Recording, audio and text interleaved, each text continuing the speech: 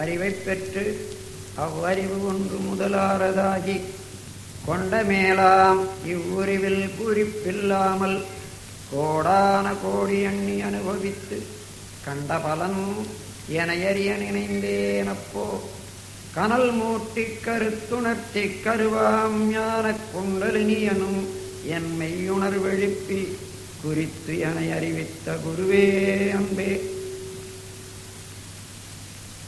அழுத்தமெனும் உந்து ஆற்றல் ஒன்றை கொண்டே அண்டகோடி அணுமுதலாய் அண்டகோடி அனைத்தும் ஆக்கி, அழுத்தமெனும் உந்து ஆற்றல் ஒன்றை கொண்டே அணுமுதலாய் அண்டகோடி அனைத்தும் ஆக்கி, வழுத்தும் ஓரறிவு முதல் ஐந்தும் ஆறும் வகை வகையாம் உயிரினங்கள் தோற்றுவித்து முழுத்திறனுடன் காத்து முடிக்கும் மேலாம் முழுமுதற் பொருளே நம் அறிவு ஆகும். பழுத்து வரும் வரையில் நீ நான் என்போம். பழுத்து வரும் வரையில் நீ நான் என்போம். பதமடைந்தோம், ஒன்றானோம், பரமானந்தம். அறிவேதான் தெய்வமென்றார் தாய்மானார். அகத்ததுதான் மெய்ப்பொருள் என்று எடுத்துக்காட்டி அறிவதனை அறிவித்தார் திருவள்ளுவர். அவ்வறிவை அறிவதற்கு முறைகள் சொன்னார் அறிஞர் திருமூலர். அப்பேரறிவில் ஆழ்ந்து ஆனந்த கவியார்த்தார் ராமலிங்கர். அறிவில் அறிவாய் நிலைத்தோர், அறம் வகுத்தோர், அதை வாழ்ந்து காட்டினோர் நினைவு கூறுவோம். வாழ்க வையகம், வாழ்க வையகம், வாழ்க.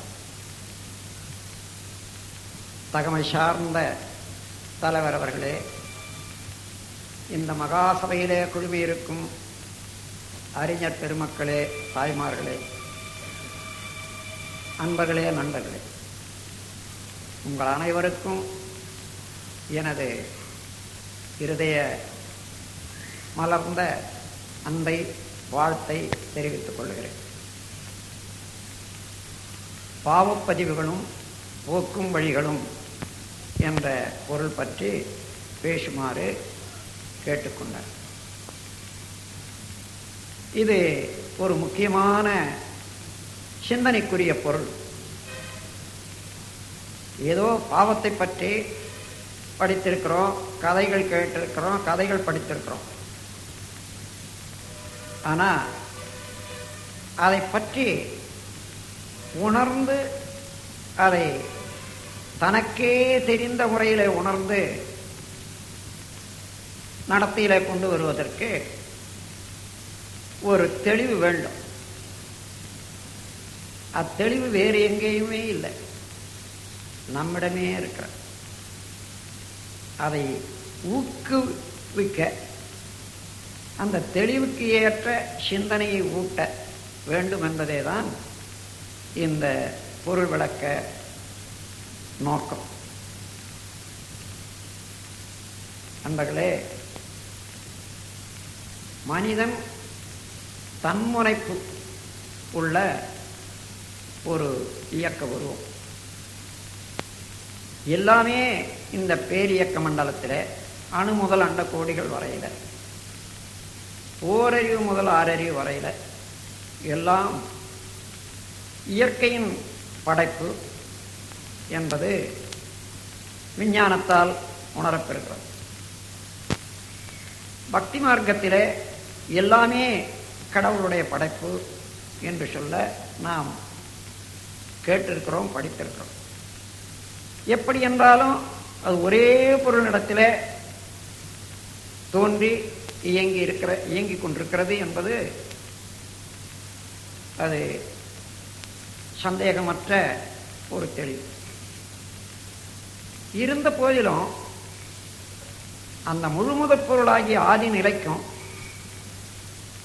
அது அணு ஆகி சக்தி என்ற நிலையடைந்து விண் என்ற நிலையடைந்து விண்ணின் கூட்டாக பஞ்சபூதங்களாகி அவை இணைந்து ஓரறிவு முதல் ஆறறிவுமாகி வந்த நீண்ட காலம்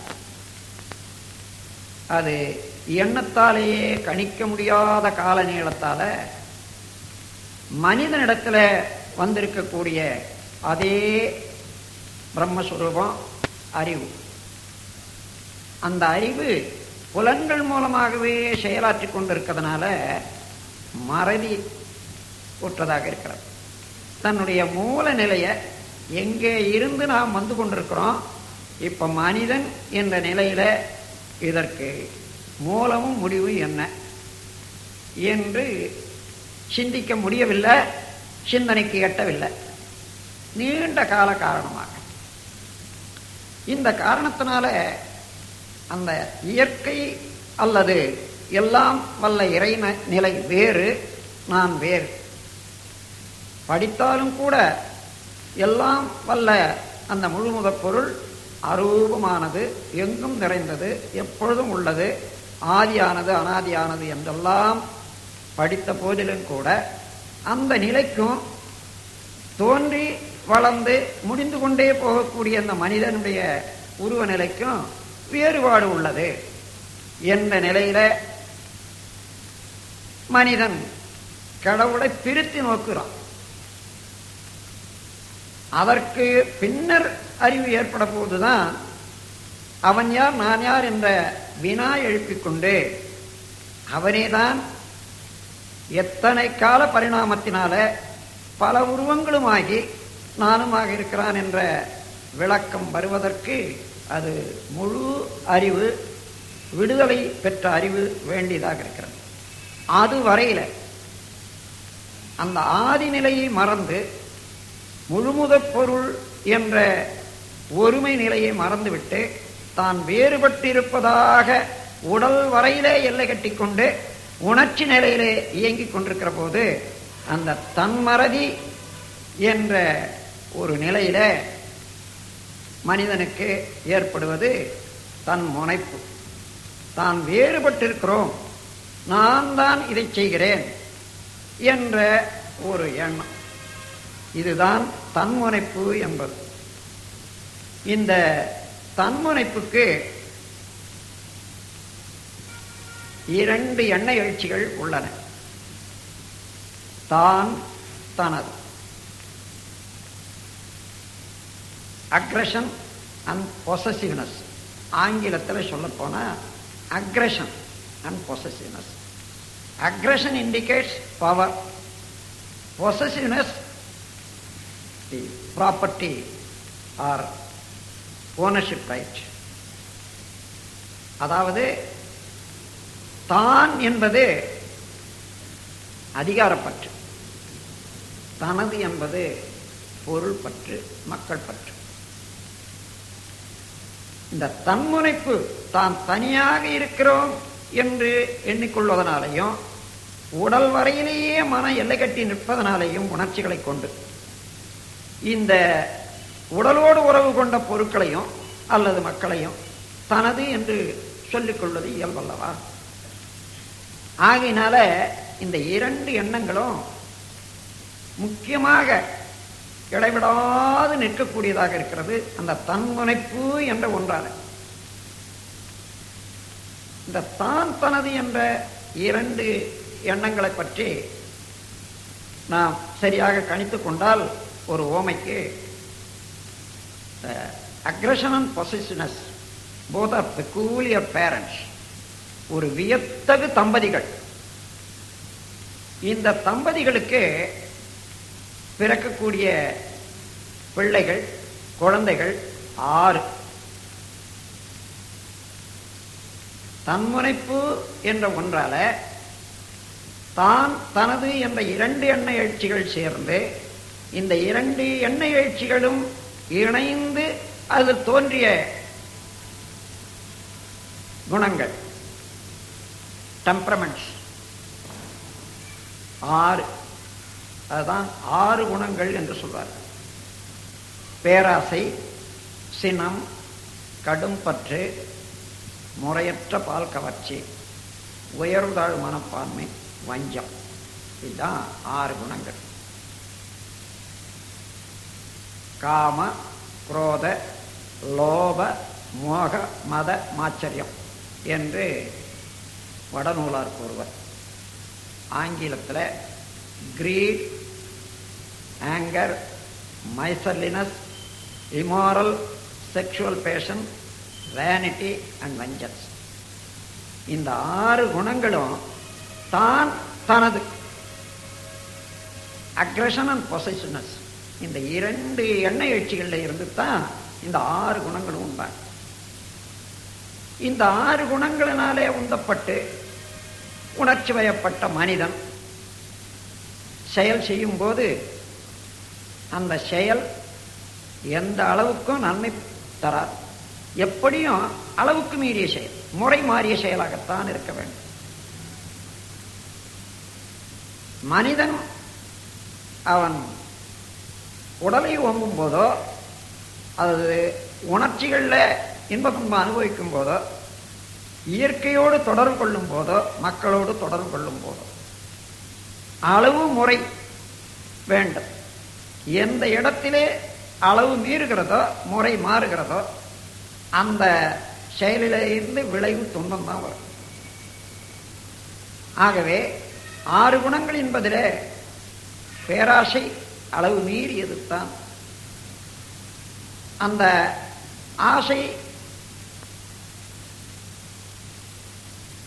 ஆசை வைத்து முன்வைத்து அனுபவிக்க முனையும் போது ஏற்படக்கூடிய தடையை நீக்க வேண்டிய ஒரு வேகம் சினம்.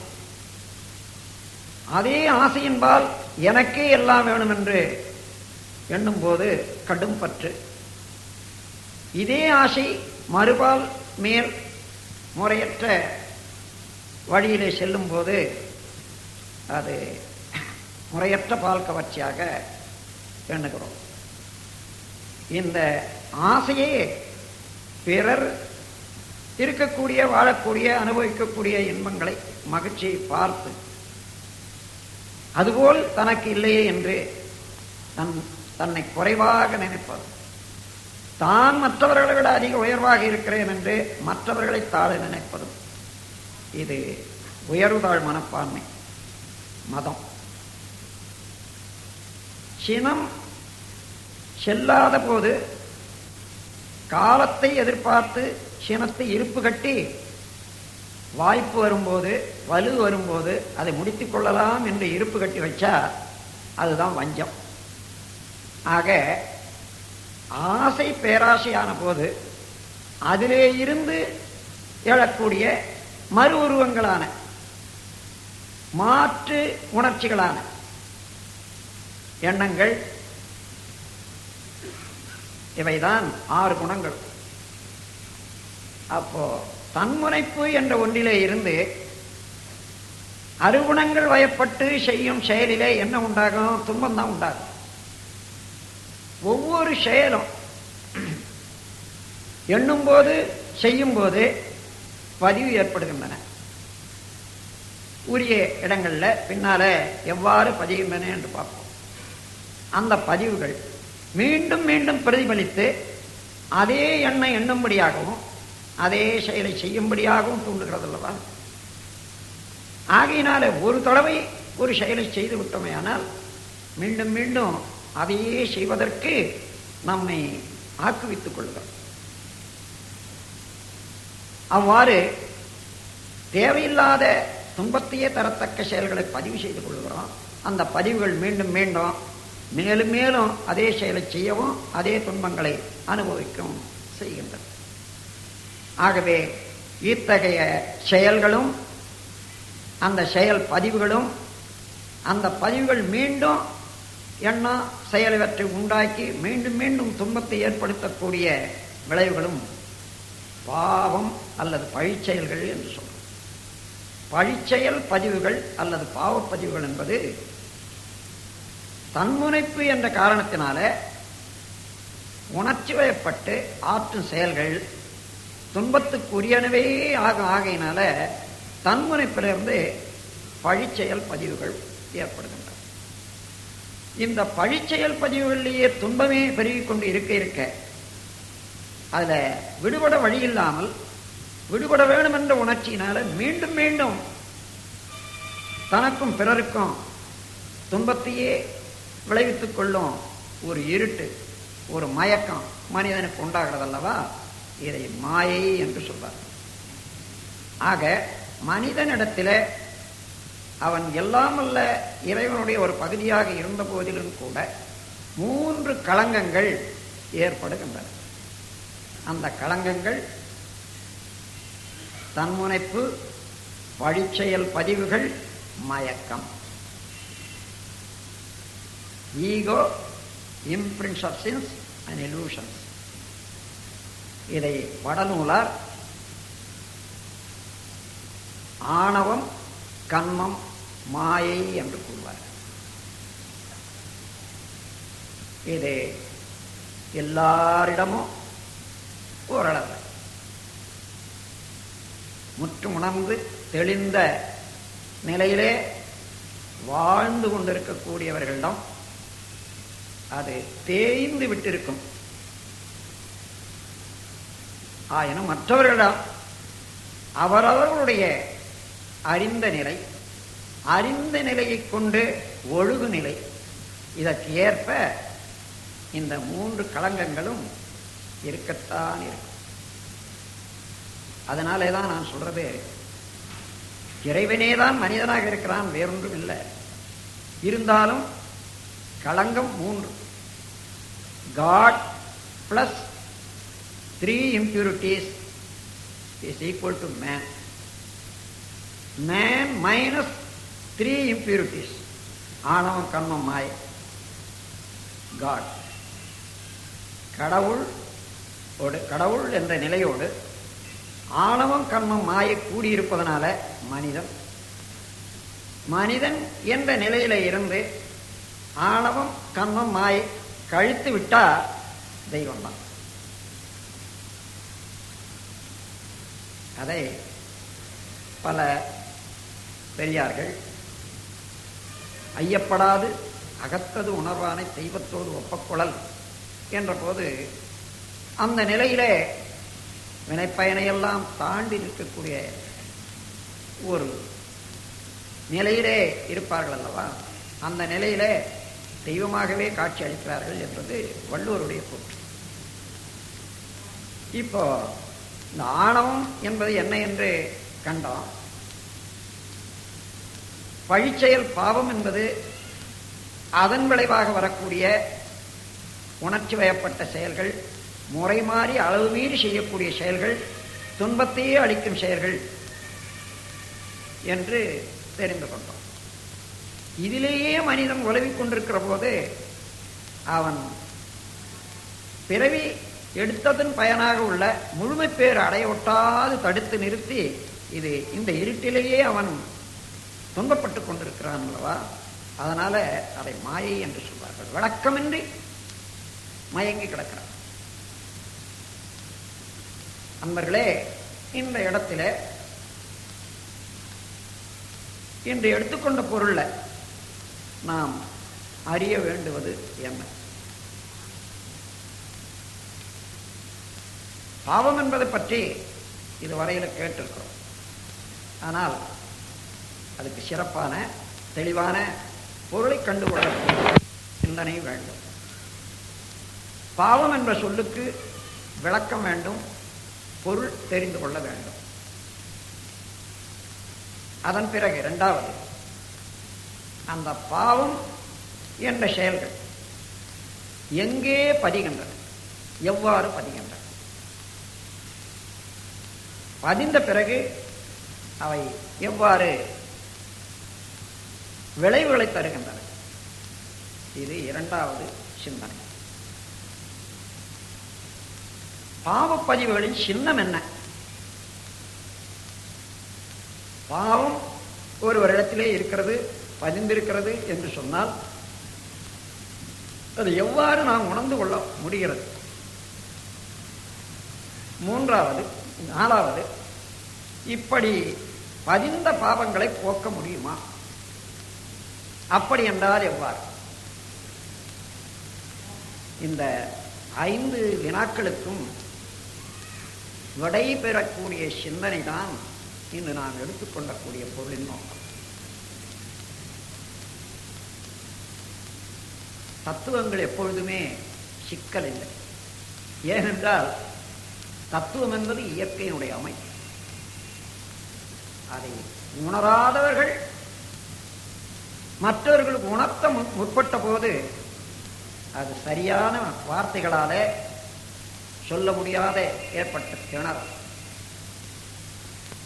அதை ஒன்றாக மாற்றி அர்த்தம் புரிந்து கொண்ட அன்பர்கள் அவர்கள் மற்றவர்களுக்கு அவர்களுடைய அறிவு நிலைக்கு ஏற்ப விளக்கம் கொடுத்த குழப்பங்கள். இதனாலதான் தத்துவத்தில் குழப்பமே தவிர, தத்துவம் என்பது இயற்கையினுடைய நீதி, ஒரு காலம் மாற முடியாது, மாற்ற முடியாது, என்றுமே மாறாதது எதுவோ அதுதான் தத்துவம். இயற்கையினுடைய ஒழுங்கமைப்பு எதுவோ அதுதான் தத்துவம். அது எங்கே சரியாக உணர முடியும் என்றால், நீங்கள் எவ்வளவுதான் கேட்டாலும் படித்தாலும் சிந்தித்தாலும் சரி, அந்த சிந்தனை தினசரி வாழ்க்கையிலே அந்த தத்துவத்தை பயன்படுத்தி நாம் அதிலே தோய்ந்து உணர்ந்து நமதாக்கி கொள்ளும் போதுதான் அந்த தத்துவ தெளிவு என்பது முழுமையாக இருக்க முடியும். அதனால்தான் வள்ளுவருடைய குரல்ல நீங்க பாருங்க, ஐயப்படாது அகத்தது உணர்வானே என்றுதான் சொல்றாரு. ஏதாயிலும் கொஞ்சம் சந்தேகம் இருந்தா போச்சு.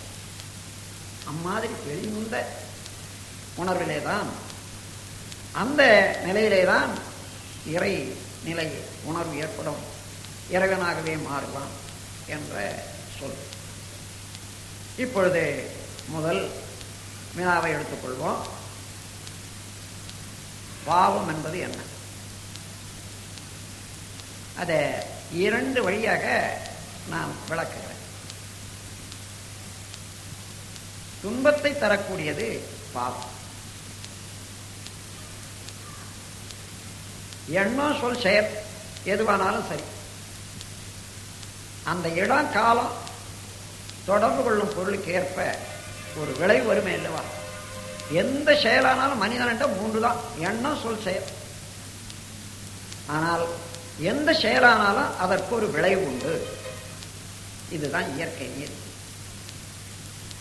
மனிதன் செயல் செய்கிறான், இறைவன் விளைவாக வெளிப்படுகிறான். அதான் இயற்கையினுடைய தத்துவம். செயலை செய்துவிட்டு விளைவை தடுக்க முடியாது, மறைக்க முடியாது, மாற்ற முடியாது. ஆகவே செய்பவனே திருந்தி கொள்ள வேண்டும், தெரிந்து கொள்ள வேண்டும். ஆகவே எந்த செயல் செய்தாலும் அதற்கு விளைவு உண்டு, ஒரு விளைவு உண்டு என்பதை நாம் தெரிந்து கொள்ள வேண்டும்.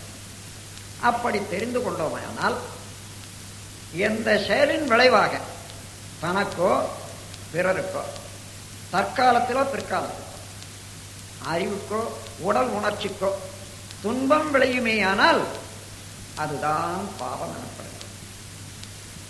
அது எந்த செயலானாலும் சரி. எண்ணினால் என்ன என்றால் அப்படி அல்ல.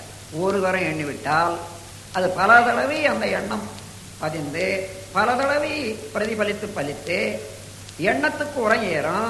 அதன் பிறகு எண்ணம் உடலையும் அல்லது உறுப்புகளையும் செயல்படுத்திவிடும், விளைவு வந்து விடும். ஆகையினால எண்ணினால் தவறாயிடாது, அதனால ஒரு பாவம் வந்து விடாது என்பது அல்ல. ஒரு தடவை எண்ணினாலும் போதும், அந்த எண்ணம் மீண்டும் மீண்டும் பிரதிபலிக்கத்தான் இருக்கிறது. ஆகவே எண்ணம் சொல் செயலை பற்றின் விளைவால் எவர்க்கோ தனக்கோ இன்றோ பின்னோ மண்ணுடலுக்கோ மதிக்கோ மாசுறு தீமை விளைந்தால் செய்யாதுவித்து உண்மையில் இன்பம் பயப்பன செய்து உலக இயல்போடு ஒட்டி வாழ்வதே புண்ணியமாகும். மாற்றாம் செயல்கள் பாவமாகிடும் பகுத்துணர்வீரே என்று ஒரு நூலில் எழுதியிருக்க. ஆகவே எண்ணம் சொல் செயல் எதுவானாலும் அதனால செய்யக்கூடிய செயல் விளைவு என்ன? அந்த விளைவு துன்பமாக இருக்குமே ஆனால் தனக்கோ பிறருக்கோ தற்காலத்திலோ பிற்காலத்திற்கோ உடலுக்கோ உணர்ச்சிக்கோ அதுதான் பழிச்செயல், அதுதான் பாவம். ஏனென்றால் மனித பிறவி மிக மிக உயர்ந்தது. அப்படி உயர்ந்த பிறவிக்கு முழுமையாக எந்த நோக்கம் என்று சொன்னால் அறிவை முழுமையாக ஆக்கிக்கொண்டு அந்த நிலையிலே அறிவே பிரம்மமாக அவனே அறிவாக இருக்கக்கூடிய உண்மை உணர்ந்து தானே அவனாகி விடுகிறது. அதை சாதாரணமாக தமிழ் பொருளில் சொல்லுவாங்க, தானவன் என்று. தானவர் என்று சொன்னால் தான் அவனாக இருக்கக்கூடிய நிலையை உணர்ந்த பெருமகனார்களுக்கு தானவர் என்று பெயர். வான்நிலையாகிய சக்தி, மகா ஆகாசம், விண் என்ற நிலையை உணர்ந்தவர்களுக்கு வானவர் என்றும், அது விண் என்ற தன்மையிலே மகா ஆகாசம் இருப்பதனால அதனுடைய தொடர்பு இருக்கும் செயற்கையினாலேயே மற்ற பூதங்கள் உண்டாகி வந்ததனால அந்த விண்ணினுடைய தன்மையை உணர்ந்தவர்களுக்கு விண்ணவர் என்றும் பெயர். தானவர், வானவர், விண்ணவர் எல்லாமே அறிவிலே மேம்பாடு அடையும் போது உண்டாகக்கூடிய ஒரு மனநிலை. ஆக அந்த நிலையிலே இருந்து கொண்டு நாம் பார்ப்போமையானால்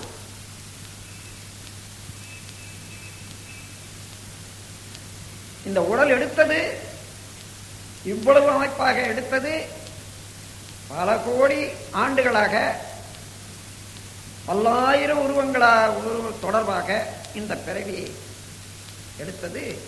ஒரு நோக்கம் இருக்கிறது. அந்த நோக்கம் உள்ளே இருந்து வரக்கூடிய அறிவு, இயங்கிக் கொண்டிருக்கக்கூடிய அறிவு உயர்ந்து அது எங்கே இருந்து அது இந்த நிலைக்கு வந்திருக்கிறதோ அது அங்கே போய் சேர வேண்டும். முழுமுதற் பொருளை நாடியே எழக்கூடிய வேகம்தான், அதை அடைய வேண்டும் என்பதுதான். ஆனால் துன்பங்கள் வந்து உடலுக்கு அந்த அனுபவத்தில் அறிவு எப்படி உயர முடியும்? அறிவு சிக்குண்டு போகிறது, தாமதமாகி விடுகிறது, திசை மாறி விடுகிறது. ஆகவே துன்பங்கள் அறிவின் பெருக்கத்தை, அறிவு உயர்வை, வாழ்க்கையின் முழுமுதற் பொருளை நோக்கிய பயணத்தை தடுப்பதனால், திசை மாற்றுவதால், தேக்கமுறச் செய்வதால் துன்பங்கள் பாவம் எனப்படுகிறது. ஆகவே அந்த துன்பங்கள் எழாமல் இருக்கும் அளவிலே அளவு முறை அறிந்து செயலாற்றி வருவதும், உயிர்கள் படும் துன்பத்தை இயன்ற வரையிலே நம்மால் போக்க வேண்டும் என்ற கருணையும் ஒருவருக்கு இருக்குமேயானால் அதுதான் அறவழி வாழ்வு, ஆன்மீக வாழ்வு என்றெல்லாம் எடுத்துக்கொள்வோம். இப்போ பாவம் என்பதில் துன்பத்தை விளைவிக்கக்கூடிய செயல் பாவம் என்று சொன்னோம். இது மதவாதிகள் ஏற்படுத்திய வார்த்தை பாவம். துன்பத்தை தரக்கூடிய செயல் கிரைம், குற்றம் என்று அரசியல்வாதிகள் கொடுத்த பெயர். ஆராய்ச்சியாளர்கள் கொடுத்த பெயர் தவறு. இந்த தவறு, குற்றம், பாவம் எல்லாம் ஒன்றுதான். ஆனால் அந்தந்த இடத்துல எத்தனை பேர் பாதிக்குது, எந்த அளவில் பாதிக்குதுன்றதை பற்றியும்,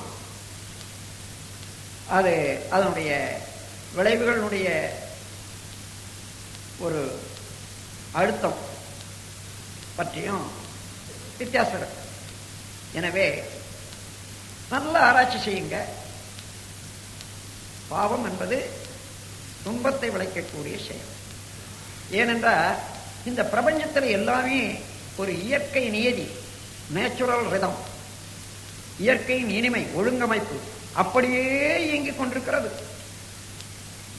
அதை அறியாமையாலோ உணர்ச்சி வயப்பட்டோ பேராசையினாலோ மயக்கத்தினாலோ அந்த இயற்கையின் நியதியை, இயற்கையின் இனிமையை கெடுக்கும் போது அதன் சின்னம், அதனுடைய விளைவு, அதுதான் துன்பம். துன்பம் என்பது வேறு ஒன்றும் இல்லை. இயற்கை இனிமையாக பேட்டர்ன், பிரிசிஷன், ரெகுலாரிட்டி, அது ஒழுங்கமைப்பாக எல்லா இடத்திலையும் நல்ல முறையிலே இயங்கிக் கொண்டிருக்கிறது. அதை மனிதன் அறிவு புரிந்து கொள்ளாமலோ அல்லது பேராசையினாலேயோ உணர்ச்சி வயப்பட்டோ அதை தடுக்கும் போது, குறுக்கிடும் போது, கெடுக்கும் போது ஏற்படக்கூடிய விளைவுதான் துன்பம். ஆகவே அந்த துன்பம் விளைவிக்கக்கூடிய செயல் பாவம். இது சாதாரண மக்கள் புரிந்து கொள்ளக்கூடிய ஒரு விளக்கம். இன்னும் சிந்தனையாளர்கள், ஆன்மீக அறிவிலே மிக்கவர்கள், சீயர்கள், அதாவது பார்ப்பவன் யாரென பார்ப்பவன் பார்ப்பவன் என்று விளக்கம் கூறுவார். பார்ப்பவன் யாரென பார்ப்பவன், தன்னையே நோக்கி ஆராய்ந்து கொண்டிருக்கக்கூடியவன் பார்ப்பனன் என்று ஒரு மொழி. அதான் சீயர்கள் என்று சொல்லுவோம். அத்தகையவர்கள் அதுக்கெல்லாம் இன்னும் ஒரு சாமியம், ஒரு ஃபார்முலாவில் பாவம் எது என்று கண்டுபிடிக்கணும். பிறவியினுடைய நோக்கம் ஆறாவது அறிவு அறிந்து கொள்ள வேண்டியது தன்னை. அறிவை அறிந்து கொள்ள வேண்டும். அந்த அறிவோ 3 நிலையிலே இயங்கிக் கொண்டிருக்கிறது. ஒன்று மனமாக, இன்னொன்று உள்நோக்கி உயிரை உணரும் போது அறிவாக, அந்த உயிருக்கு மூலமான பரநிலை உணரும் போது மெய்ப்பொருளாக, அடிமூலத்திலே மெய்ப்பொருளாக இருந்து கொண்டு நடு மனம் என்ற அளவிலே அறிவாக இருந்து கொண்டு புறமனத்திலே மனமாக பொருள் வயப்பட்டு இயங்கிக் கொண்டிருப்பது 3 ஒன்றே தான். அங்கே சித்து, இங்கு சத்து, அங்கே ஆனந்தம். இந்த 3 நிலையாக இயங்கிக் கொண்டிருக்கக்கூடிய அறிவை பற்றி அறிந்து கொள்வது தான் மனித பிறவியின், 6வது அறிவை பெற்ற மனித பிறவியின் நோக்கம். அதற்காகவே வேண்டிய உறுப்புகளும் ஏற்கனவே அதை தடுத்து நிறுத்தியதனால ஏற்பட்ட தடைகளை எல்லாம் கடந்து போகக்கூடிய அறிவின் ஆற்றலையும் கொண்டுதான் மனிதன் வெளியே வந்திருக்கான், உலகத்துக்கு வந்திருக்கான். இருந்தாலும் அப்படி வந்த மனிதன் ஏன் காலதாமதம் ஆக வேண்டும் என்று சொன்னால், பிறந்த உடனே 6வது அறிவு வேலை செய்யக்கூடிய அளவுக்கு மூளைத்திறனோ அனுபவத்திறனோ இந்த உடலுக்கு வரல. அங்கே கருப்பையில இருந்து, தாய் வயிற்றில் இருந்து வெளியே வந்த உடனே அங்கே இருந்த டெம்பரேச்சர், அது ஏர் கண்டிஷனிங், அது வேற. வெளியே வந்த உடனே இந்த காற்று மேலே பட்ட உடனே ஒரு எரிச்சல், பொருந்தா உணரும். எந்த குழந்தையாக இருந்தாலும் அழ ஆரம்பித்து விடுகிறது. ஒன்றுமில்லை, ஒரு பக்கு புண்ணு மேலே 10 பக்கு இருக்குது, அதை நாமே அப்படி எடுத்துடுறோம் மேலோட. ஏன்னா அந்த காற்று பட்டா எரியுது, அதுக்கப்புறம் போக போக சரியா இருக்கு. அந்த மாதிரி தோள்களில் உள்ள துவாரங்களெல்லாம் நல்லா விரிந்து இருப்பதனால இந்த காற்று, வெளிக்காற்று பட்ட உடனே ஒரு பொருந்தாகும். அப்போ இந்த அறிவு என்பது உடல் அளவில், உணர்ச்சி அளவில், ஸ்பரிச அளவில் சுருங்கி ஒரு எல்லை கட்டிக்கொண்டு மனித அளவில் இங்கே நின்று போச்சு. அதுக்கப்புறம் வெளிச்சத்தை, கண்ணை திறந்து வெளிச்சத்தை பார்க்குற போது ஒளியினால் சிக்கிக்கொண்டு, அப்புறம் பேசுகிறவங்க ஒலி, நாக்கில் சர்க்கரை தண்ணி கொடுத்தாங்கன்னா அது சுவை, அம்மானம். இப்படி முதல்ல தொடங்கியது 5 புலன் உணர்வு தான். ஆகையினால இதிலேயே இருந்து வளர வளர வளர வளர அது தன்னுடைய பிறவியினுடைய நோக்கத்தை உணர்ந்து கொள்றதுக்கு சூழ்நிலையிலும் இல்லை, கருவமைப்பிலையும் ஒரு தடை இருக்கு. காரணம் என்னன்னா, இவ்வளவு பெரிய அற்புதமான உடலை தாங்கி வந்திருக்கான், அகண்டாகாரமாக உள்ள பரம்பொருளை உணர்ந்து கொள்ளக்கூடிய அறிவையும் உடையவர்களாக இருக்கிறான். ஆனா இந்த உருவம் கருத்தரித்த நேரமும் செயலும் என்னன்னு பார்க்கிற போது, அன்னையும் தந்தையும் உணர்ச்சி வயப்பட்டு கீழ்நோக்கிய நிலையில இந்த கரு உற்பத்தி ஆச்சு. உணர்ச்சி வயப்பட்ட நிலையில கரு உற்பத்தி ஆச்சுனால இந்த மயக்கம் அங்கேயே, அந்த மயக்கம் அப்படிதான். இந்த மயக்கத்தை தெளிய வைக்கக்கூடிய ஒரு குரு அல்லது தானே தெளிந்து கொள்ளக்கூடிய ஒரு சீரிய அறிவின் எழுச்சி வந்தாலே ஒழிய அதை மாற்றி பிறப்பது கடினம். ஆகவே இந்த காரணத்தினால்தான் நாம் எந்த வேலையை ஒட்டி பிறந்திருக்கிறோமோ அதை மறந்து புலனளவிலே சிக்கி உடல் எல்ல வரையிலே சிக்கிக்கொண்டு ஐம்புலன்களிலேயே ஈடுபட்டு நம்மை காலத்தை வீணாக்கிக் கொள்ளும். இதை ஒரு சித்தர் எவ்வளவு ஒழுங்கா பாடுறாப்பா. நந்தவனத்திலோர் ஆண்டி நாலாறு மாதமாய் குயவனை வேண்டி கொண்டு வந்தான் ஒரு தோண்டி அதை கூத்தாடி கூத்தாடி போட்டுடை தாண்டி. இந்த அறிவானது கருவிலே இருந்து கொண்டு இருக்கிற போது புலன் உணர்ச்சி இல்லை, பிரம்மஞானத்தோடு இருந்து கொண்டிருக்கிறது. இருந்தாலும் இந்த அறிவிலே சில பற்றுதல்கள் களங்கங்கள் கருவமைப்பிலே சஞ்சித கர்மத்தினாலே உள்ளது அறிகிறது. இந்த சஞ்சித கர்மத்தை முடித்துக்கொண்டு பேரின்ப வாழ்வு எய்த பரம்பொருள் உணர்வு பெறுவதற்காக என்ன முறையிலே இந்த உடல் வேண்டுமோ அந்த முறையிலே அதே அறிவு இயங்கி இந்த உடலை தாய் வயிற்றிலே கட்டிக்கொள்கிறது. ஆக கட்டிக்கொண்ட அந்த அதே அறிவுதான் வெளியில வந்த உடனே மறந்து போச்சு. புலன் அறிவு வேலை செய்ததுனால அதற்கு தூண்டி நீ இதற்காகத்தான் வந்தாயப்பா என்று எடுத்துக்காட்டி உணர்த்தி அவனுடைய பிரம்மஞானத்தை கொண்டவனுடைய அறிவோடு சேர்ந்த உயிரை செலுத்துவதுதான் உபதேசம்.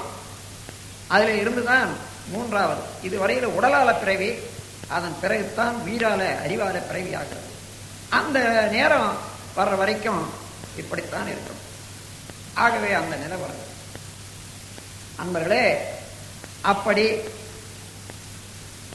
எதற்காக நாம் பிறந்தோம் என்று நீங்கள் தெரிந்து கொண்டால் அந்த பயனை அடைவதற்கு, அந்த எல்லையை அடைவதற்கு, வாழ்க்கை பயணத்தை சரியாக நடத்துவதற்கு ஏற்ற எந்த செயலோ அந்த செயலெல்லாம் புண்ணியம்.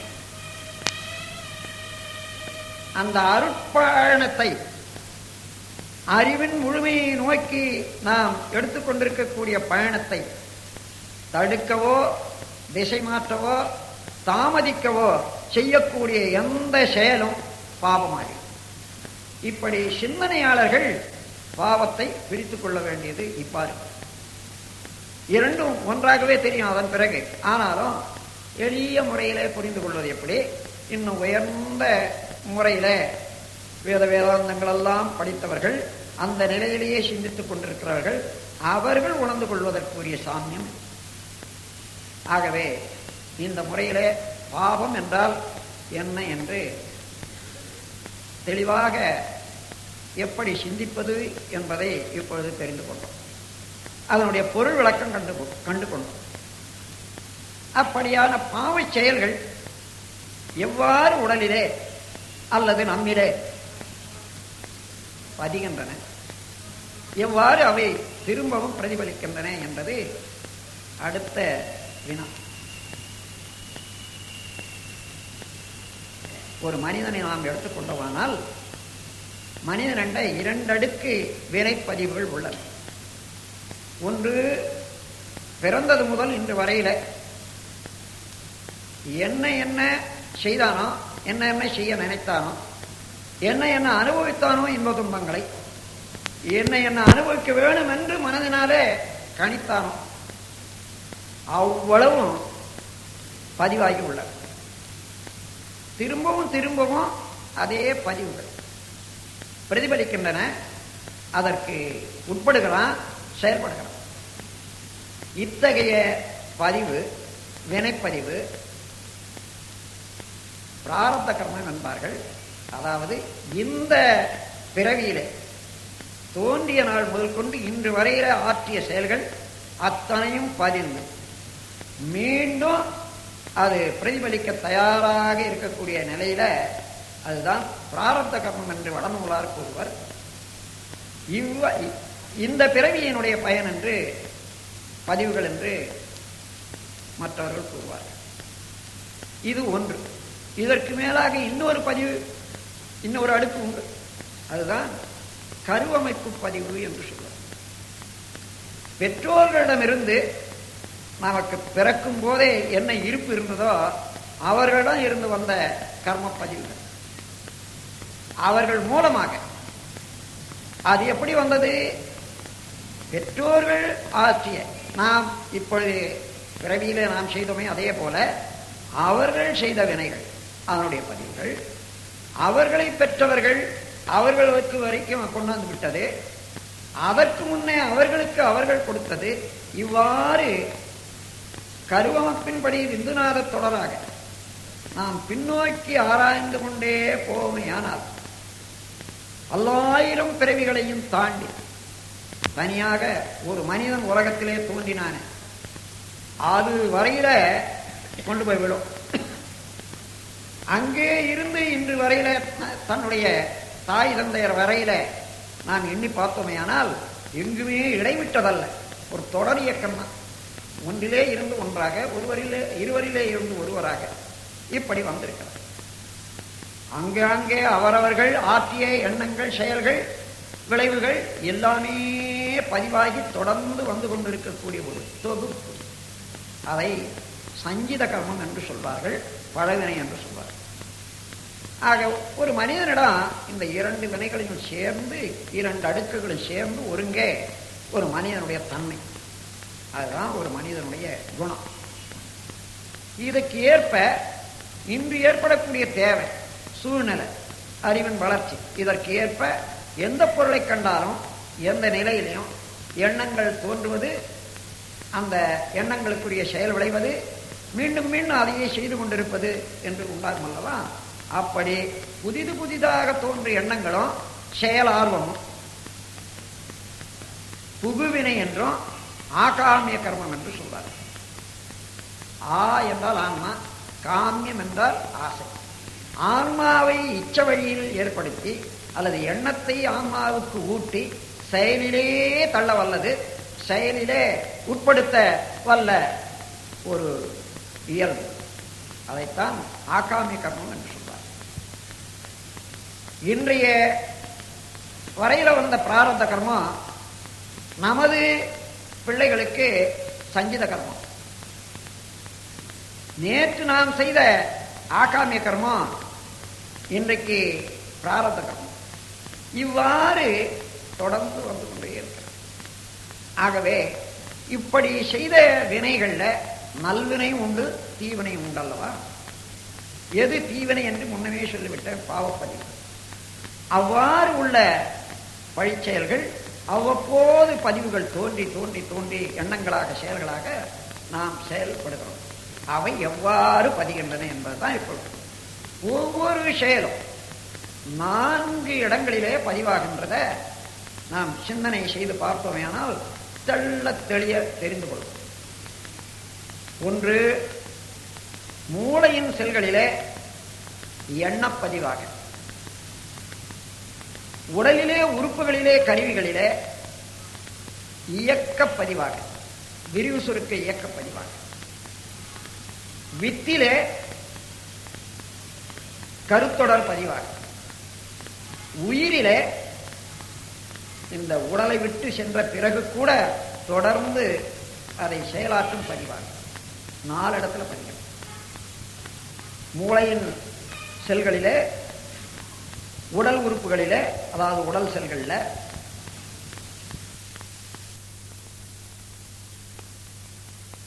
பொது தடவை அந்த எண்ணத்திலே பதிவு ஏற்படுமையானால் அந்த எண்ணம் பிரெயின் செல்ஸ்ல, அதாவது மூளையினுடைய செல்கள், காந்த சக்தி ஆக்கம் உண்டாகிற போது, சார்ஜ் உண்டாகிற போது, அது செலவாவதற்காக அந்த வழியே ஓடிக்கொண்டிருக்கிற போது எந்தெந்த எண்ணங்களை இதுவரையில பதிந்தமோ அந்த வழியே ஓடும்போது அதே எண்ணங்களை அதுவாயிலும் வந்து அந்த எண்ணங்களை தோற்றுவிக்கலாம்.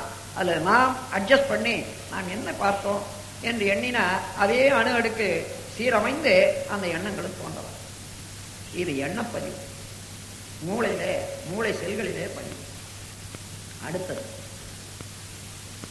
உடல் உறுப்புகளிலே செயல்கள் பதிவு. நாம் ஒரு செயலை செய்கிறோம்னா 10 தடவை செய்தால் ரொம்ப லேசாக செய்கிறோம். ஒரு ஸ்போர்ட்ஸ்மேன், விளையாட்டுக்காரர் விளையாடுகிறார், நீந்துகிறார், அதெல்லாம் பார்த்தீங்கன்னா முதல் நாளே அதே போல வந்து விடுவதில்லை. எவ்வளவு நாள் பயின்று இருக்கிறார்களோ அப்படி. சுருக்கமாக ஒன்று எடுத்துக்கொள்வோம். டைப்ரைட்டிங் கற்றுக்கிறீங்க, முதல் நாளில் ASDFGFன்ட்டு கற்றுக் கொடுக்குறாங்க. அதுக்கப்புறம் 3 எழுத்துக்கள் 4, 5 ஒரு மாதத்துக்குள்ளாக சில வார்த்தைகளை அடிக்க கற்றுக்கணும். ஆனால் 4 மாதத்துக்குள்ளாக என்ன முறையாக தினம் 1 மணி நேரம் பழகினா 40 வார்த்தைகள் ஒரு நிமிஷத்தில் அடிக்க வரும். இந்த 40 வார்த்தைகள் ஒரு நிமிடத்தில் அடிக்கக்கூடிய திறன், ஒரு வேகம், விரைவு முதல் நாள் வந்தது, 2வது நாளும் வரல.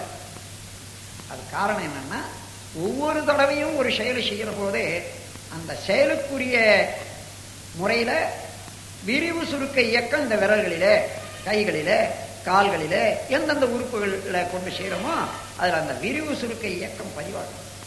அந்த விரிவு சுருக்க இயக்கம் பல தடவை பதிவாகும் போது அந்த எண்ணம் எண்ணிய போதோ அல்லது அந்த எண்ணத்துக்குரிய சூழ்நிலையை வந்தவுடனே செல்ஃப் கான்சியஸ்னஸ் தானாகவே அந்த இயக்கம் உண்டாகும். அந்த விரிவு சுருக்க இயக்கத்துக்கு தயாராகும், செயல் செய்து முடியும். அண்டுன்னு எண்ணிய உடனே ANDன்னு அடிச்சாச்சு. இது 9-8-72 89-72 89-72 வாய்ப்பாடு பல தடவை நான் சொல்லிட்டோம்னா எப்பொழுது 8-9னாலும் 72 பக்கத்திலே வந்தது. இது எண்ணி கணக்கு போட்டு கூட்டி பார்க்கறது இல்லை. இது எப்படி? அதான் விரிவு சுருக்க இயக்க நாவு 89 என்று சொல்லி 72 என்று சொன்ன போது அந்த விரிவு சுருக்க இயக்கம் 89 என்ற விரிவு சுருக்க இயக்கத்துக்கு அடுத்தபடியாக அதையே தொடரல 72ன்னு சொல்லியாச்சு. எப்பொழுது 89ன்னு சொன்னா போதும், நீங்க 72ன்னு தானே. இதுதான் விரிவு சுருக்க இயக்க பதிவுகள் உடலிலே, உறுப்புகளிலே. நேற்று அதாவது இதுவரையில மாங்காய் ஊறுகாயோ அல்லது எலுமிச்சை ஊறுகாயோ நாம் சாப்பிட்டு பழகியிருக்கோம். ஆனால் அந்த ஊறுகாயை சாப்பிட்ற போது எவ்வளவு அதில் விருப்பமாக இருந்தோம், அதில் என்ன நடந்ததுன்றதை பார்க்கணும்னு சொன்னால், சாதாரண அந்த ஊறுகாயை ஒரு பாட்டிலில் வச்சுட்டு ஒரு மேஜை மேலே வச்சுட்டு கொஞ்ச நேரம் பார்த்துருந்தா போதும். அது யார் வீட்டு ஊறுகாயாக இருந்தாலும் சரி, நாவில் தண்ணி வந்துடும். எப்படி அங்கே இருக்க ஊறுகாய்க்கு இந்த நாக்குக்கு என்ன சம்பந்தம் என்றால், அதற்கு முன்னே இதே ஊறுகாயை பார்த்த போது, எடுத்து சுவைத்த போது அந்த தண்ணி வந்த பழக்கம் தயாராக இப்போ அதை சுவைக்கிறதுக்கு தயார் பண்ணி கொண்டே இருக்கின்றன எல்லா செல்களும். அதில் தண்ணி சுரக்க ஆரம்பிச்சிருச்சு. இதெல்லாம் விரிவு சுருக்க இயக்க பதிவு. இப்படியே ஒவ்வொரு செயலும் ஒரு சூழ்நிலையில போகும்போது தானாக அந்த செயல் செய்யக்கூடிய ஆர்வம் வந்துடும். அன்பர்களே, இது 2வது இடத்துல பதிவு, ஒரு செயலின் 2வது பதிவு. இன்னும் 3 இந்த எண்ணா செயல், இந்த 2ஆலேயே ஆக்கப்பட்ட இதனுடைய தொடர்ல இந்த உடல் முழுவதிலும் சேர்ந்து ஒரு இயக்கமாகி வந்து அதெல்லாம் கான்சன்ட்ரேட்டட், அதாவது சுருக்கமான பதிவுகள், வித்தணு, விந்து அணு என்று சொல்லக்கூடிய ஜீவசத்துல உள்ள அணுக்களுக்கு எல்லாவற்றையும் சுருக்கமாக பதிந்து கொள்ளக்கூடியது ஆற்றல் அங்கே பதிந்து விட்டது. அதுதான் குழந்தையாகிற போது அந்த குழந்தையில இந்த அப்பாவுடைய குணம், அம்மாவுடைய குணம், தன்மை, தரம், உருவமைப்பு எல்லாமே வரும். ஒரு வித்துல மாங்கொட்டை எடுத்துக்கொள்ளுங்க அல்லது இன்னும் ஏதாவது ஒரு கொட்டை எடுத்துக்கொள்ளுங்க, ஆல விதையை எடுத்துக்கொள்ளுங்க. அந்த விதையை எடுத்து பார்த்தா சின்னத்தான், ஆனா விதைக்குள்ள இருக்கக்கூடியதோ ஒரு பெரிய மரம். எல்லாமே தண்டு, மரம், கிளைகள், பூ, காய் எல்லாம் உள்ளன. ஆனா இப்பொழுதே எடுத்து காமிச்சிட முடியாது. அது போட்டு விரிந்து வரும்போது காலத்தால அந்தந்த பகுதி வெளியாகி வரும். அது போன்றே இந்த இவ்வளவு வினைகளும் இவ்வளவு பயனும் கருவிலை பதிந்த போது, அந்த உருவாகிற போது உருவம் எப்படி பதிந்து மயிர்கள், கண்கள், நாக்கு, மூக்கு, நரம்புகள், எலும்புகள் இவ்வளவும் அப்படியே அதில் அடங்கி இருக்கிறதோ அந்த வித்துல, அந்த குணாதிசயங்கள் அத்தனையும், அந்த கர்ம வினைப்பதிவுகள் அத்தனையும் அதில் அடங்கித்தான் இருக்க. ஆகவே வித்திலே ஒரு பதிவு. சரி, இந்த உயிர் உடலை விட்டு பிரிஞ்சு போச்சு. அந்த உயிர் எங்கேயாயினும் போய் இன்னொரு தொக்கி நிற்குமே ஆனால் அட்டாச்டு சோல் என்று சொல்றாங்க. அங்கே அந்த உயிரில் இருக்கக்கூடிய பதிவுகள் பிரதிபலிக்கிறத பார்க்கலாம். யாராயிரம் ஒரு பேய் பிடிச்சதுன்னு சொல்றாங்கன்னு வச்சுக்கிட்டோம். அங்க போய் பார்த்தீங்கன்னா எந்த பேரு என்ன, என்ன பேர், என்ன ஆச்சு, இந்த இடத்துல என்ன இப்படி நான் செத்து போனேன் அல்லது என்னை சாவடிச்சுட்டாங்க, உன் பேர் என்ன, என்ன பேர், யாரு என்ன, எல்லாம் இருக்கு. அதில் ஒன்று கூட பொய்யாக. அந்த மாதிரி இறந்த பிறகு கூட அந்த உயிர் என்ற நுண்ணிய அணுவில் அவ்வளவு பதிவு இருந்து கொண்டு மீண்டும் ஒரு மெக்கானிசம், அதாவது இப்போ டேப் அதை எடுக்கிறாங்க, இந்த டேப் எடுத்து பார்த்தீங்கன்னா ஒன்றுமே தெரியாது. மறுபடியும் இன்னொன்று ரெக்கார்டரில் போட்டால் அவ்வளவும் பேசும். இந்த பாவப்பதிவுகள் போக்கும் வழிகள் அத்தனையும் இப்போ நாம் பேசிட்டு வர்றது அத்தனையும் அது பேச போகுது.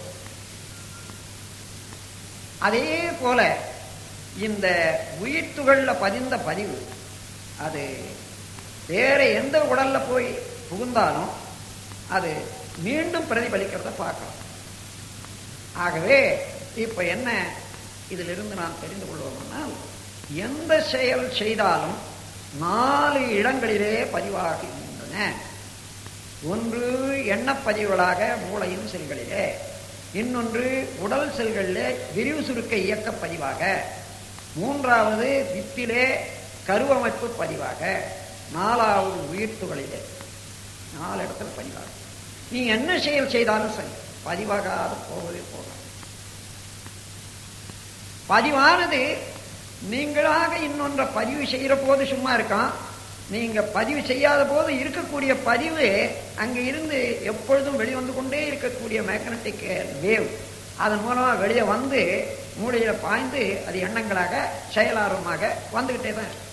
ஒண்ணு நீங்க வேலை கொடுக்கணும், வேலை செய்யணும், இல்ல அது தானாக இயங்கி உங்களுக்கு எண்ணத்தையும் செயல் ஆர்வத்தையும் உண்டு பண்ணும்.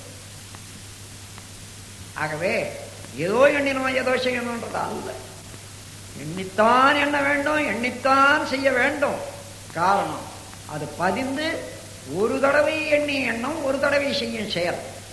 அது எந்த தரம் தன்மை வாய்ந்ததோ அதற்கேற்ப இப்பொழுதும் விளைவை தரும், அது பின்னும் அதையே செய்யக்கூடிய வேகத்தை தரும், அது விளைவையும் தரும்.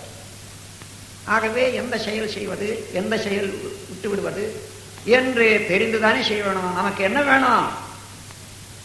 இன்பமாக வாழ வேண்டும், அமைதியாக வாழ வேண்டும். எல்லாம் நாம கேட்கறதெல்லாம் விரும்புறதெல்லாம் நல்லா இருக்கும் பெருசு பெருசா. ஆனா விரும்புவதை பெறுவதற்கு ஏற்ற செயல் செய்தாதானே வரும். நாம் விரும்புவது ஒன்று, வேண்டுவது ஒன்று, ஆனால் அது செய்வது ஒன்றானால் எப்படி வரும்? வரா. இந்த உண்மையை உணர்ந்து கொள்ளக்கூடிய அறிவை, பொறுப்புணர்ச்சியை பெறுவதற்காகத்தான் இந்த சிந்தனை வேண்டும். நமக்கு வாழ்விலே நலம் விளைய வேண்டுமானால், அமைதி இருக்க வேண்டுமானால், வெற்றி இருக்க வேண்டுமானால், நிறைவு வர வேண்டுமானால், அதற்குரிய முறையிலே நம்முடைய செயல்களை எண்ணி திட்டமிட்டு முறைப்படுத்தி கொண்டுதான் செயல் செய்ய வேண்டும். அப்படி உணர்ந்து தானே நலமான காரியங்களை செய்வது ஞானம். உணராதவர்கள் உணர்ந்தவர்கள் வழியை பின்பற்றி அவர்கள் சொற்கேட்டு அவர்கள் வழி நடத்த பின்பற்றி நடப்பது பக்தி. இரண்டும் வேண்டும். அவரவர்கள் தன்மைக்கு தக்க சிந்தனை ஆற்றல் மிக்கவர்கள் தன்னையே அறிந்து செயலின் விளைவறிந்து இயற்கையை நீதி அணிந்து செயல்களையும் எண்ணங்களையும் அளவு முறை அறிந்து கொண்டு வாழலாம். அது குழந்தைகளுக்கோ சிந்தனை ஆற்றல் பெறாத வயதினருக்கும் முடியாது. பக்தி வேண்டும், பெரியோர்கள் வழிகாட்டுதல் வேண்டும். ஆகவே பக்தி மார்க்கமும் வேண்டும், ஞான மார்க்கமும் வேண்டும் என்பது இதனாலே நாம் விளங்கிக் கொள்கிறோம். விளைவறிந்த விழிப்போடு செயல் செய்து வாழ்வதற்கு. இப்பொழுது எவ்வாறு பாவப்பதிவுகள் எங்கே பதிகின்றன என்ற வினாவுக்கு விடை கிடைத்துவிட்டது. அடுத்தபடி என்ன? இத்தகைய பதிவுகள் உள்ளன என்பதற்கு என்ன அடையாளம் என்றால், உடலிலே நோய் உள்ளத்திலே களங்கம், அமைதியின்மை. இதுதான் பாவப்பதிவுகளின் எடுத்துக்காட்டு. பழிச்செயல் பதிவுகள், வேண்டா பதிவுகள் இருக்குமேயானால் நம்மிலே அதன் விளைவாக உடலிலே உள்ள அணு அடுக்குகள் சீர்குலைந்து அது நோய்களாக அமைந்திருக்கும். எண்ணத்திலே அந்த பதிவுகள் அமைந்து செல்களிலே வெவ்வேறாக முரண்பட்ட அணு அடுக்குகள் ஏற்பட்டு எப்பொழுதும் ஒரு குழப்பமான மனநிலையும் நிம்மதியற்ற மனமும் எண்ண கட்டுப்படுத்த முடியாத எண்ண அலைகளுமாகத்தான் இருக்கும். இதனால பாவத்தின் பதிவு, பாவப்பதிவுகளின் சின்னம் என்னவென்றால் உடலிலே நோய், உள்ளத்திலே களங்கம் அல்லது அமைதி. இதை கொண்டு தெரிந்து கொள்றோம். அப்படியானால் இந்த பாவப்பதிவுகளை போக்க முடியுமா? இத்தகைய தேவையற்ற பதிவுகளை போக்கி தூய்மை செய்து கொண்டு வாழ வழி உண்டா? இதுவரையிலே நான் சொல்லி வந்ததெல்லாம் ஊழ், இயற்கையினுடைய நியதி. ஆனால் அதற்கு மேலாக முயற்சியினுடைய விளைவு என்ன என்பதைத்தான் இப்பொழுது பார்க்க போறோம். அப்படி ஊழ் வழியாக இயற்கையின் ஒழுங்கமைப்பாக ஏற்பட்ட பதிவுகளை மாற்ற முடியுமா? எப்படி மாற்றுவது என்ற போது மாற்ற முடியும். ஏனென்றால் ஒரு செயல் ஒரு விளைவை தருகிறது என்றால் மீண்டும் அதற்கு ஏற்ற மாற்று செயல் செய்து அந்த விளைவை ஏன் மாற்ற முடியாது? ஒரு செயலுக்கு விளைவு உண்டு என்பதை ஒத்துக்கொண்டால் மீண்டும் அதற்கு ஏற்ற மாற்று செயல் செய்து ஏன் அந்த விளைவை நல்விளைவாக மாற்றிக்கொள்ளக்கூடாது? முடியும். எனவே பழிச்செயல் பதிவுகளை மாற்றுவதற்கு 3 வழிகள் உள்ளன. அவை ஒன்று பிராயச்சித்தம், இன்னொன்று மேல்பதிவு, மூன்றாவது அடியோடு ஒழித்தல். பிராயச்சித்தம் என்பது என்ன? பகல்ல விருந்து சாப்பாடு, பல சுவையான உணவுகள், உட்கார்ந்தேன் சாப்பிடலான்னு உட்கார்ற போது கொஞ்சம் கொஞ்சமா சாப்பிட்டுட்டே வரும்போது அளவுக்கு மீறி போச்சு, கொஞ்சம் அதிகமாய் போச்சு. அதன் விளைவு இந்த நேரத்தில் கூட பசி எடுக்கல, இரவு சாப்பாட்டுக்கு முடியாத மாத்திரம் அல்ல, ஏதோ ஒரு சங்கடமான நிலையில் இருக்கிறது வயிறு என்று வைத்துக் கொள்ளுங்கள். இந்த துன்பம் எப்படி வந்ததுன்னா அளவு மீறி சாப்பிட்டதுனால. இது பாவப்பதிவு தான். அது பாவத்தின் சின்னம்தான், விளைவு தான்.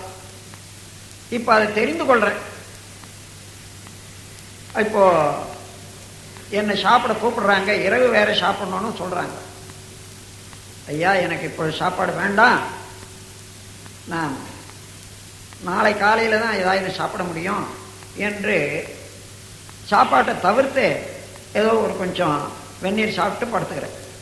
காலையில் 4 மணி 5 மணிக்கெல்லாம் கலகலன்னு இருக்குது வயிறு, உடம்பு நல்லாய் போச்சு. அந்த மந்தமும் வேற ஒரு சங்கடமும் இல்லை வயிற்றுல. இதுதான் பிராயச்சித்தம். அதிகமாக சாப்பிட்டோம் ஒரு வேளை, அதுக்கு மறுபடியும் அதை உணர்ந்து ஒரு வேளை பட்னி கிடந்தேன். இதுதான் பிராயச்சித்தம். ஒருவரை என்னுடைய அண்ணன் வச்சுக்கோங்க, ஏதோ சினத்தினால அவரை திட்டிவிட்டேன். ஆனால் திட்டிவிட்ட உடனே என்ன தம்பி இவ்வளவு கோபிச்சு திட்டானே என்ற அளவுக்கு புண்பட்டு போச்சு அவருடைய மனம். புண்பட்டது என்றால் அந்த ஜீவகாந்த அலை மனத்தின் மூலமாக, மூளையின் செல்கள் மூலமாக விரைவாக குழம்பி வெளியாகிக் கொண்டிருக்கிறது என்றுதான். அது யாரால ஏற்பட்டதோ அது வரையில தொடர்பு வந்துடும், இன்டராக்ஷன். இந்த அலை இயக்கத்தில் பிரபஞ்சத்தில் ஒவ்வொரு பொருளிடத்திலும் இருந்த அலை தோன்றி இன்னொரு பொருளை மோதியும் பிரபஞ்சம் முழுவதிலும் அலை இயக்கம் இருக்கிறது. அந்த அலை இயக்கத்தில் ஐவகை இயக்கம் ஒவ்வொரு அலைக்கும் உண்டு. Clash, reflection, refraction, penetration, interaction. ஒரு அலை புறப்பட்டது என்றால் அது மோதுதல், திருப்பி பிரதிபலித்தல், சிதறுதல், ஊடுருவி பாய்தல், அதற்கும் இந்த பொருளுக்கும் இரண்டுக்கும் இடையே திரும்ப திரும்ப ஓடிக்கொண்டிருத்தல் என்று ஐவகையான இயக்கங்கள் உண்டு. எந்த இடத்திலே இருந்து ஒரு அலை தோன்றுகிறதோ அந்த பொருளின் தன்மை அத்தனையும் அந்த அலையில் இருக்கும். எந்த பொருளிலே போய் முடிகின்றதோ அல்லது மோதுகின்றதோ அந்த பொருளிலே இதே குணத்தை அங்கே தூண்டிவிடும். இது இயற்கை நீதி. ஆகவே அவர் வருந்தினார்.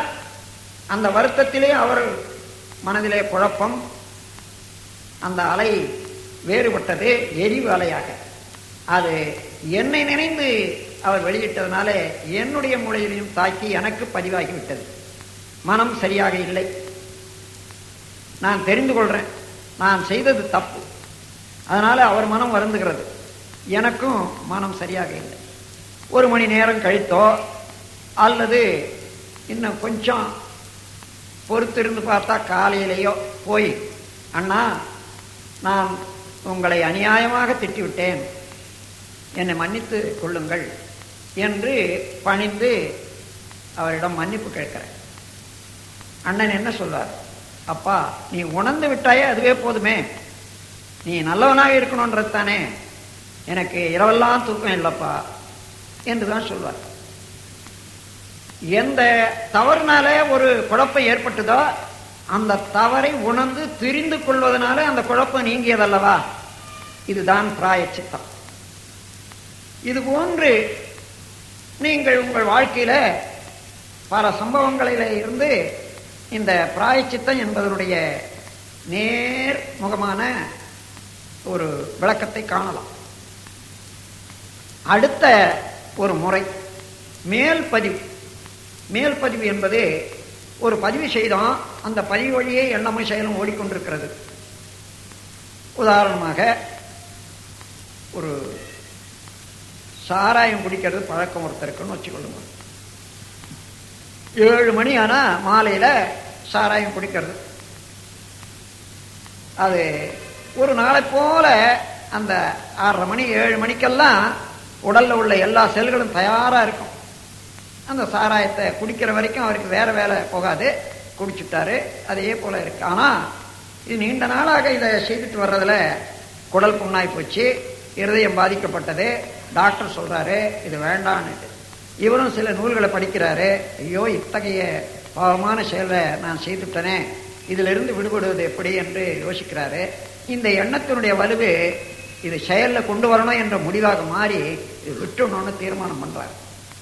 ஆனா அவ்வளவு லேசு இல்லை. எவ்வளோ காலமாக இதை அனுபவத்துல கொண்டு வந்தோமோ ஒரு நிமிஷத்துல 2 நிமிஷத்துல இதை விட்டுணும்னா முடியாது. ஆனா அதுக்கு ஒரு எண்ணம் வலு, வேண்டிய அளவு வலு வரணும். அப்போ சரி, யாரையோ போய் கேட்கிறாரு இது என்ன செய்யலான்னுட்டு, அவங்க சொல்லி கொடுக்குறாங்க. அதுபடி வர்றாரு.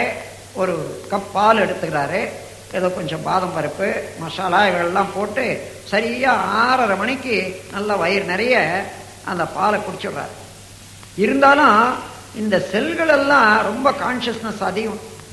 இதுவரையும் இந்த சாராயத்தை வாங்கி உள்ள அமைச்சு அதுவா மாத்தி இருந்தத, அதுக்கும் இந்த பாலுக்கும் உள்ள வித்தியாசம் தெரிஞ்சுக்குமே இல்லையோ?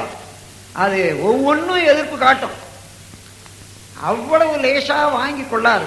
ஆனா அவருடைய மனத்தினால இந்த கலெக்டிவ் கான்சியஸ்னஸ் எல்லாத்துக்கும் மேலாக இருந்து இதை வாங்கித்தான் ஆகணும், இந்த மாற்றம் பெற்றுத்தான் ஆகணும் என்ற அளவுல ஒரு மேலாக ஒரு உத்தரவு வர்றது போல கொஞ்சம் கொஞ்சம் கொஞ்சமாக வேற ஒன்றும் செய்ய முடியாத அது ஏற்று அதை ஜீரணமாக்கிடுது.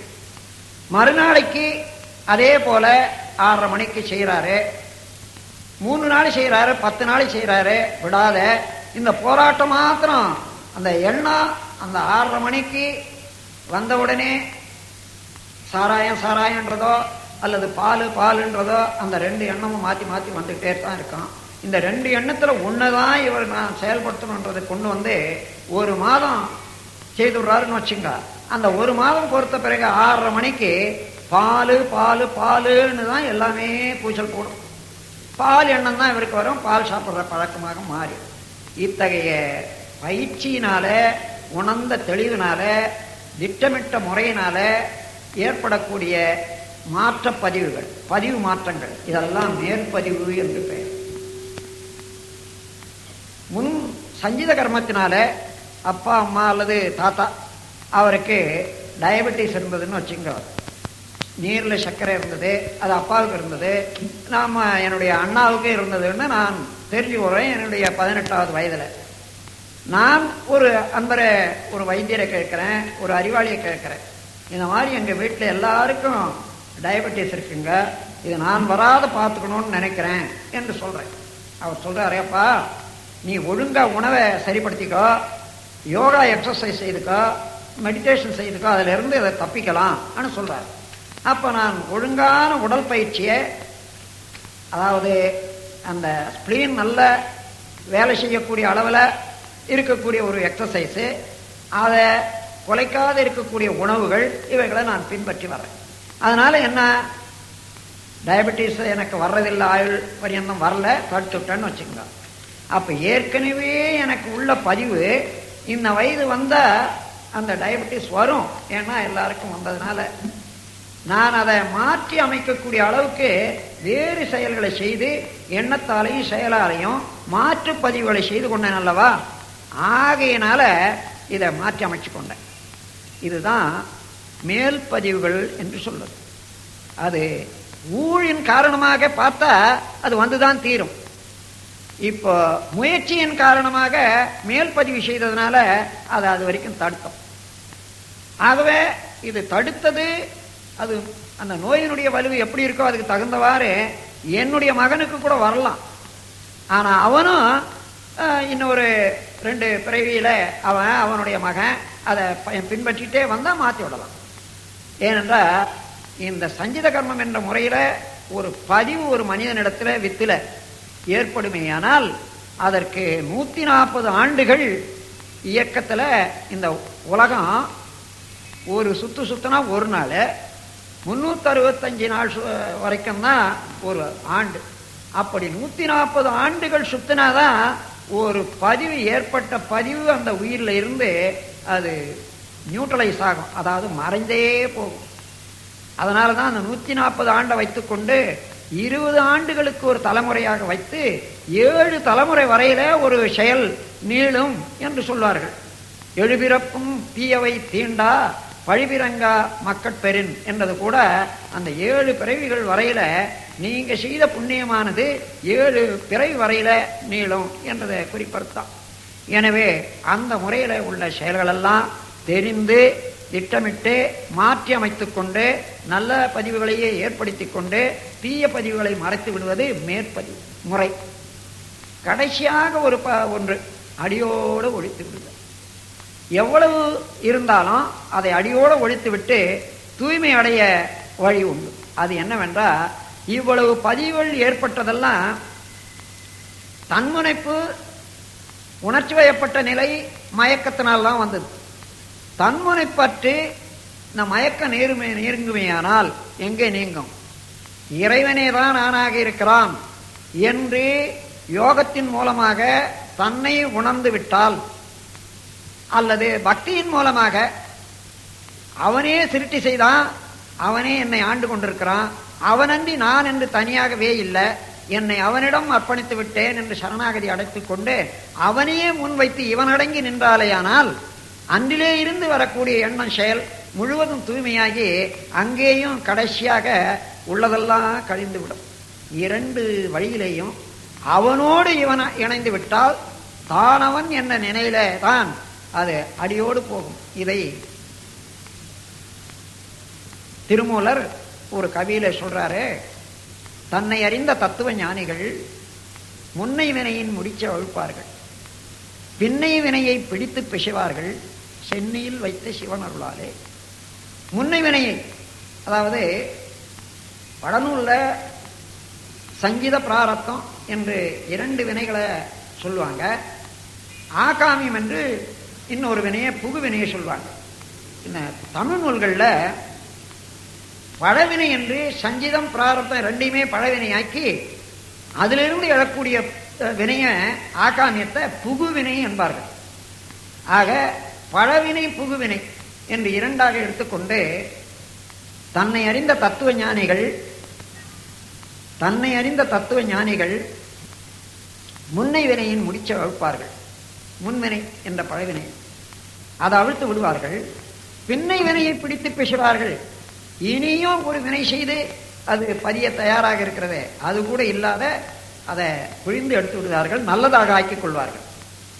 சென்னையில் வைத்த சிவன் அருளால் இந்த மூலாதாரத்தில் இருக்கக்கூடிய உயிர் சக்தியை மேலே ஏற்றி கொண்டு வந்து அங்கேயே வைத்துக்கொண்டு விழிப்பு நிலையிலேயே பிரம்மஞானம் பெற்ற பெரியார்கள் இந்த தன்மை அடைவார்கள் என்றது அந்த நூல்.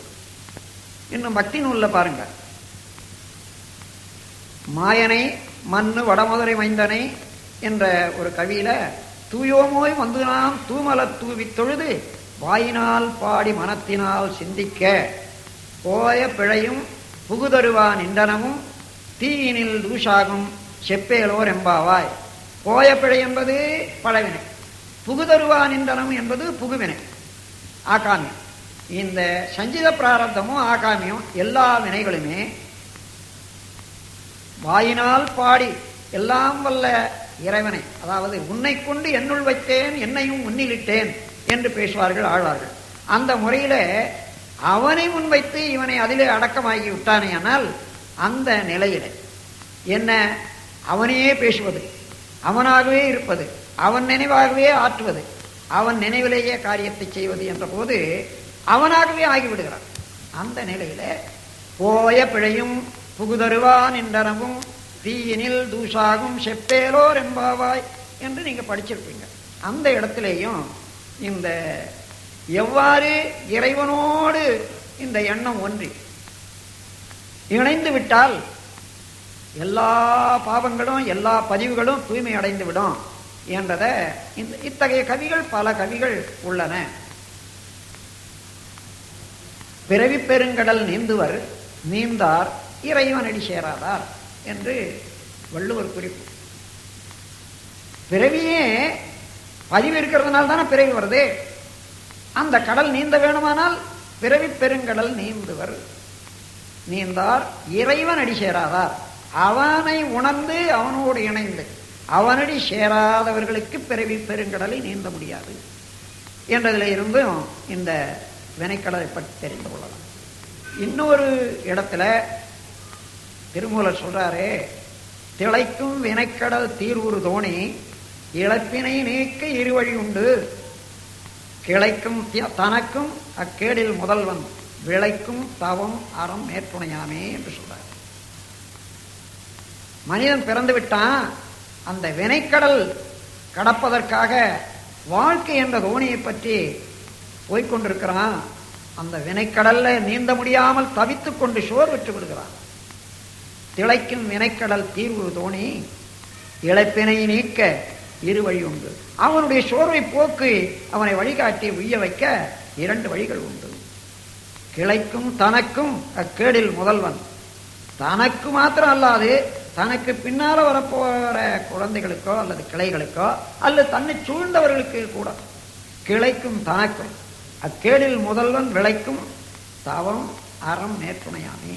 தவம் மனதை ஒழுங்குபடுத்தக்கூடிய தவமும் செயலை முறைப்படுத்தக்கூடிய தூய்மைப்படுத்தக்கூடிய அறம், இந்த இரண்டும் தவமும் அறமும் மேற்குணையாகி அவனை தூய்மை செய்து அந்த வினைக்கடலிலே இருந்து அவனை மீட்டுவிடும் என்பது அவருடைய கோட்பாடு. எனவே நண்பர்களே, இப்பொழுது நாம் எடுத்துக்கொண்ட கேள்விகள் அத்தனைக்கும் சிந்தனையினால விடை பெற்று விட்டோம். இந்த சிந்தனையை மேலும் மேலும் நீங்க மீண்டும் மீண்டும் திரும்பி திரும்பி ஆழ சிந்தித்து அதை பதிவு கொள்ள வேண்டியதுதான். இப்போ முழுக்க பொதுவாக எடுத்துக்கொண்டா மனிதன் 2 அடுக்கு வினைப்பதிவுகளை உடையவன். அதை கொண்டு அவ்வப்போது எண்ணமும் செயலும் ஆகாமியம் என்ற முறையிலே உருவாகி கொண்டு இருக்கின்றது. இந்த காரணத்தினாலே பிரம்மமே தானாக இருந்த போதிலும் கூட அதை மறந்து உருவம் வரையிலே உணர்ச்சி வயப்பட்ட முறையிலே எல்லை கட்டி இயங்குவதனால தன்முனைப்பு என்பது மனிதனுக்கு ஏற்படுகிறது. அந்த தன்முனைப்பு தான் தனது என்ற அதிகாரப்பற்றும் பொருள் பற்றும் ஏற்பட்டு அதிலே இருந்து 6 குணங்கள் தோன்றுகின்றன.